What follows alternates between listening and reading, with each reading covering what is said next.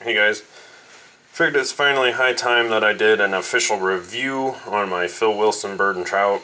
I figured now would be a good time to do it as well, considering that Spyderco has officially shown their prototype version of their collaboration with him of this model. I'm going to talk a little bit about that, and just to give you I figured it'd be a good time because I figured I could give my experience with his model and kind of give you an idea of what to expect with Spyderco's, although there will be certainly some differences. This is his 4-inch bird and trout model, and I got it in CPM 154. I was actually really happy that he had one in CPM 154. Normally he's known for working with very high carbide volume steels, S90V, S110V, M390, a lot of those like that.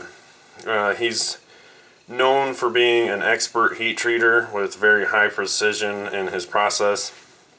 In fact, if the reading I've done is correct, I believe he actually helped develop the heat treat cycles for S30V and other crucible steels, S90V. He was amongst one of the first, I believe, to test the heat treating for knives on them.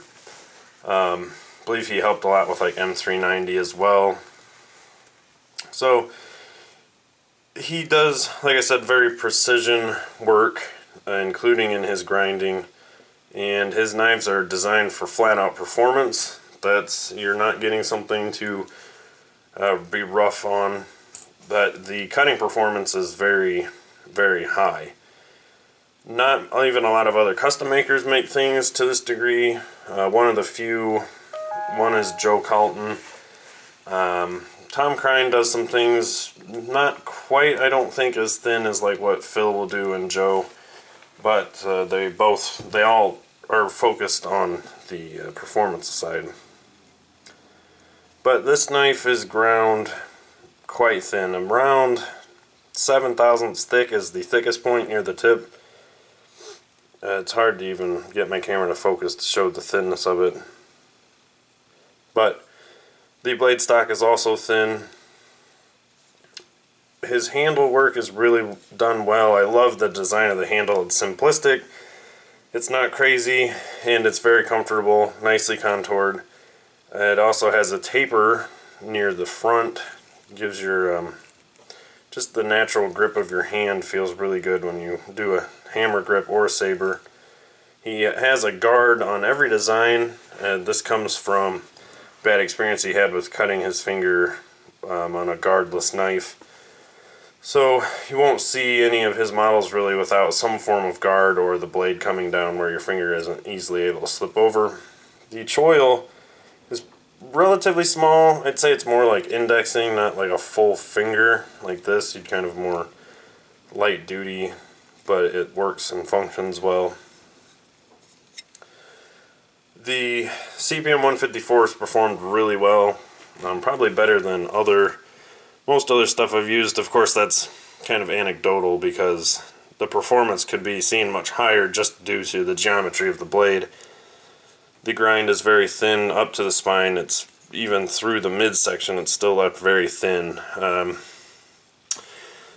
think 3/4 of the way up the blade is still like 30 thousandths thick, and I've had production knives where that thickness is directly behind the edge down here, so you're talking 3/4 up the blade to have that thinness.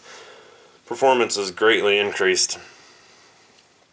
But I've always loved bird and trout designs because they could generally hold to a set pattern to a degree, but then they have all these little variances in how the blade drops, but they're almost always longer and thinner, almost fillet knife-esque, but more robust. But I just love the knife. It has enough belly that you can get up off the table, but it's left not so extreme that it sharpens you can still sharpen it very easily without much difficulty. I really don't care for big upswept bellies on knives. I find them to be a pain myself. So the Spyderco version is called the Sprig, and the handle design is essentially the same. The blade shape is where the pattern differs. They went more with a leaf shape, So where the spine on this stays pretty much straight out to the tip, the Spyderco's drops into the edge. It almost looks a little more, I can't really do it. It looks a little more rounded like that, but stretched out more. Almost like if you squished a Mannix blade down to the thinness like this. It still looks very handsome. One thing's for sure, they will not grind the knives as thin as a Phil Wilson, which I think is a bit of a shame, because Phil Wilson being known for the performance, I don't see why Spyderco couldn't offer them similar to the Nalaka, with a warning that they are thin and not meant to be used in an abusive manner. And I think people really like the experience of such performance. But I've used this extensively, especially in the kitchen a lot. I've done some outdoor like whittling and carving, and it's worked well. The CPM 154, I haven't had any chipping issues or anything. When it gets dull, it just flattens some. Very easy to sharpen out, and the level of sharpness achievable is very, very high for the minimal amount of work. If you take something like this mini ruckus, the edge is much thicker than this, and the bevel is thus wider, so when you're sharpening you have less room for error in your angles. It makes it more difficult. That's kind of the difficulty of thicker knives to sharpen, and so it's very easy to touch this up. And even if this was in a steel that was a higher carbide content, say like S90V, sharpening it still shouldn't be very difficult, because you can manage it for a long time with a micro bevel before you'd have to grind your primary bevel down again due to it shortening and thickening. So the Spyderco Sprig, I'm sure, will be very nice, and I plan to get one specifically to do a comparison, and I think it'll be a really nice knife still. Probably I'm going to guess in the high 200 range, but that's still over less than half of what a real Phil Wilson will cost. Generally, I haven't seen any of Phil's knives direct from him for under 400, and they can range higher than that. So they definitely are not for everybody. His customs aren't, just because of that price. You know, you could go buy a handgun or something for that cost. But I like fixed blades. They tend to be, I like folders, but there's just something about fixed blades I like. And Phil Wilson I consider to be a great, kind of like Bob Loveless and just a lot of those more notorious people, the legends, Tony Bowes, similar to that.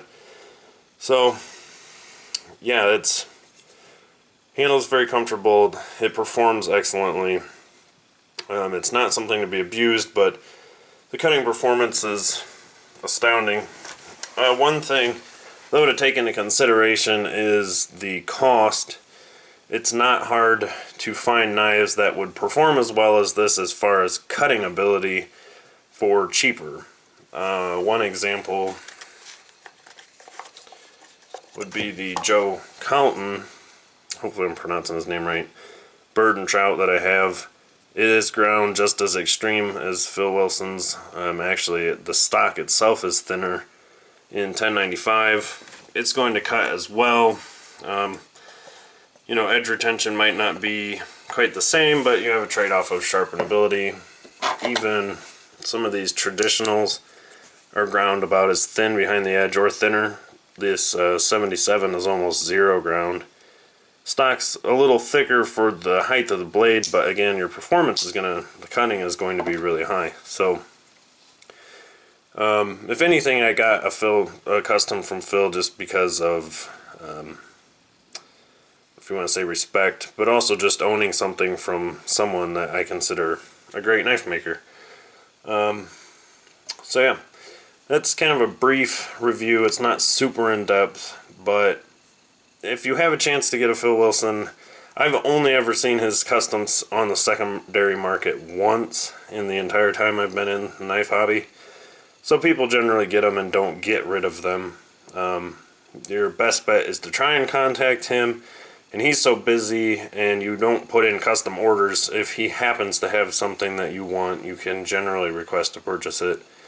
So that's your best bet, is just to directly contact him if you're interested. And So thanks as always for watching, guys. I have more stuff I'm going to show here in the future, and I'm hoping to ramp up the video output as the weather's getting nicer now and I'm starting to have a little more time. So thank you for watching as always, guys. I'll see you in the next video.